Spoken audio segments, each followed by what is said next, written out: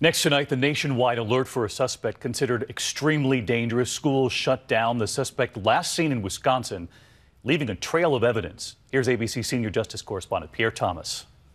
This is Joseph Jakubowski, seen here in a disturbing video posted to his social media account. We'll never forget this face, ever. A man wanted by Wisconsin police and the FBI and believed to be plotting an act of mass violence. He feels that the government and law enforcement in particular are acting as terrorists and are enslaving the people. Police say you can see him in this surveillance photo stealing 16 firearms from the Armageddon gun shop before setting his car on fire and disappearing. 150 law enforcement officials now engaged in an urgent manhunt, saying he's apparently fixated on President Trump. Here he is actually mailing a 161-page anti-government manifesto to the president. The address, all the stamps.